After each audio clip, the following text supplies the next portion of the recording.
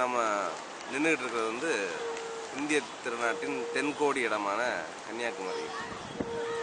இந்த கன்னியாகுமரி மாவட்டத்தில் பிறந்த இருந்த எனக்கு வந்து இந்த கடந்த 35 வருடங்களாக இந்த இடத்தினோட வளர்ச்சியை பற்றி நல்லாவே தெரியும். எனக்கு தீராத ஒரு ஆதங்கம் இருந்துகிட்டே இருக்குது. இவ்வளோ எழில்மிகு இந்த இந்திய திருநாட்டின் மிக அற்புதமான ஒரு கடற்கரை இது. 3 கடல்கள் இங்கே சங்கமிக்கக்கூடிய இடம். இந்த இடம் வந்து 35 வருஷம் எந்த அளவுக்கு வளர்ந்து வந்திருக்குது, எந்த அளவுக்கு எழில்மிகு இடமாக மாறி இருக்குது அப்படிங்கிறத மிகுந்த ஏக்கத்தோட பல வருஷங்களாக பார்த்துட்ருக்கேன். அதில் ஒன்று தான் நாம் பின்னிட்டு கடற்கரை பூங்கா. இந்த கடற்கரை பூங்கா வந்து ஒரு 3 வருடத்துக்கு முன்னாடி ரொம்ப செழிப்பாக தொடங்கினாங்க.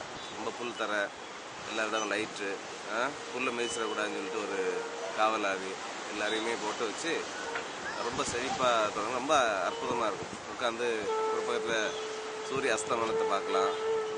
கண்காட்சி கோபுரம் இருக்குது. இங்கே வந்து திருவள்ளுவர் சிலை, விவேகானந்தம் எல்லாம் ரசிக்கிறதுக்கு ரொம்ப அற்புதமான இடம். இது ஒரு வருட இடைவெளிக்கு அப்புறம் நான் இப்போ வந்து இந்த இடத்த பார்க்குறேன். உண்மையிலே கண்ணீர் வருது.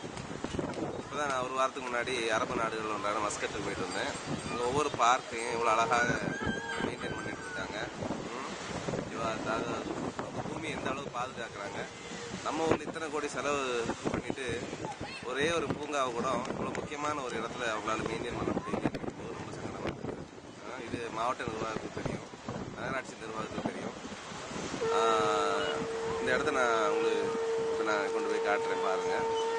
அதே போல் கன்னியாகுமரியில் பார்த்தீங்கன்னா எத்தனையோ லட்சம் மக்கள் வந்து போயிட்டுருக்காங்க டெய்லி.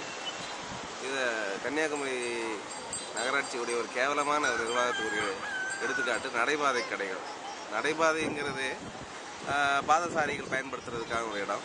அந்த இடத்த ஃபுல்லாக தொழில் செய்வதற்காக கொடுத்து விட்டு ஃபுல்லாக அசிங்கமான ஒரு அமைப்பில் கடைகள்ங்கிற பேரில் ஆக்கிரமித்து பாதசாரிகள் அதை யூஸ் பண்ண முடியாமல் அவங்க ரோட்டில் பாதசாரிகள் நடக்கிறதுனால டிராஃபிக்கை உள்ளே விடாமல் சுமார் 2 கிலோமீட்டருக்கு அந்த பக்கமே வண்டிகளை நிப்பாட்டுறோம். ரொம்ப அறுபதுக்கு ஒரு சூழ்நிலையை பார்க்கணும். இது வந்து எல்லா சட்டத்திட்டங்களையும் தாண்டி நடக்கக்கூடிய ஒரு அவலம். இதை கேட்குறது யாரும் இல்லை. அதே மாதிரி பார்த்திங்கன்னா இத்தனை சுற்றுலா பயணிகள் வரக்கூடிய இந்த இடத்துல வந்து கழிப்பறை வசதிகள் எங்கேயும் கிடையாது. கழிப்பறை வசதிகள்னால் இத்தனை மக்கள் எங்கே போவாங்க?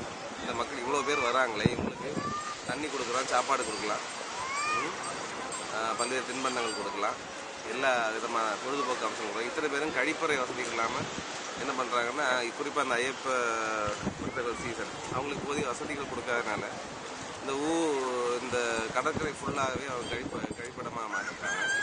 1-2 கழிப்பறைகள் இங்கே இருக்குது. பட் ஆனால் அந்த கழிப்பறைகள் பார்த்திங்கன்னா சிறுநீர் கழிப்பதற்கு கூட அந்த கேவலமான கழிப்பறை உள்ள துர்நாற்றம் வீசக்கூடிய மிகவும் கேவலமான கழிப்பறைகளில் வந்து 5 ரூபாய் வசூலிக்கிறாங்க.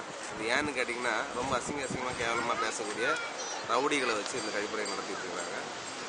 இந்த ஒரு கேவலமான ஒரு கடற்கரை பூங்காவை பற்றியும் நடைபாதை கடைகள் ஆக்கிரமிப்பதை பற்றியும் இந்த கழிப்பறைகளுடைய நிலவை பற்றியும் இப்போ நான் உங்களை ஒரு 2 நிமிஷம் அப்படி கொண்டு போகிறேன்.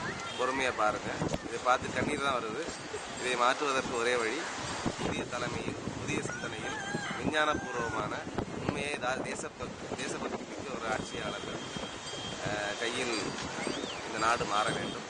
அதற்கான முயற்சியில் ஜனநாயக ஊழல் விடுதலை முன்னணி இறங்கியிருக்கிறது. இது நான் பேசுவது மிகவும் ப்ரீமெச்சூராக இருக்கலாம். பட் எங்களுடைய பாதை தொடங்கிவிட்டது. இதல் போன்ற அவலமான நிர்வாகங்களை மாறும் வரை எங்களுடைய வேட்கை தொடரும். இப்போ நான் உங்களை அப்படியே அந்த கன்னியாகுமரி வீதிகளில் உங்களை நான் கொண்டு செல்கிறேன். அப்படியே இங்கே பாருங்கள்.